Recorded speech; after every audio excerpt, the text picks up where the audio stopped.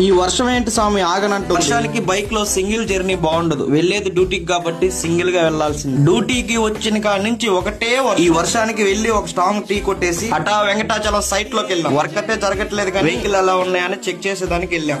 నేను ఒకసారి సైట్ లో అన్నం తినంగా మిగిలితే దీనికి అప్పటి నుంచి వెహికల్ వస్తే వచ్చేస్తుంది. మనుషులకైనా ఇవి మేలు అనిపిస్తుంది. మనోడు ఎట్టకేలకి ఇంజనీరింగ్ ప్లాన్ తో సైలెన్సర్ లో నీళ్లు వెళ్లకుండా చేశాడు. సైట్ నుంచి బయలుదేరి నెల్లూరుకు వచ్చాం. బ్రిడ్జిలు అన్ని పూర్తయితే కానీ ఈ ట్రాఫిక్ తగ్గదు. ఈ వర్షానికి తిరిగిన వరకు చాలని బండి అక్కడ పెట్టేసి నన్ను వెళ్ళిపోమన్నాడు సారు. ఈ గేటు 24 గంటలలో 20 గంటలు మూసే ఉంటుంది. వర్షం వస్తే చాలు నెల్లూరు జనాభా అంతా పెన్నా బ్రిడ్జి దగ్గరికి చేరుకుంటారు. నెల్లూరులో ది బెస్ట్ ప్లేస్ ఏదైనా ఉందంటే అది పెన్నా బ్యారేజ్. రోజుకి కొత్తగా అందంగా కనిపిస్తుంటుంది. మరి ఈ వర్షాల టైంలో మాత్రం వేరే లెవెల్ అంతే. వీళ్ళంతా ఈ అన్న చేపలు పడుతుంటే హ్యాపీగా చూస్తున్నారు. లైఫ్ లో ఎప్పుడు టెన్షన్ లో కష్టాలే కదా మామ, అప్పుడప్పుడు ఇట్లా నేచర్ ని ఎంజాయ్ చేయాలి. అందరూ జాబ్ హోల్డర్లే, అందరూ ఏదో పని చేస్తున్నారు. కానీ ఈ వర్షానికి అన్న చేపలు పడుతుంటే మనం పట్టినట్టుగా ఫీల్ అవుతుంది.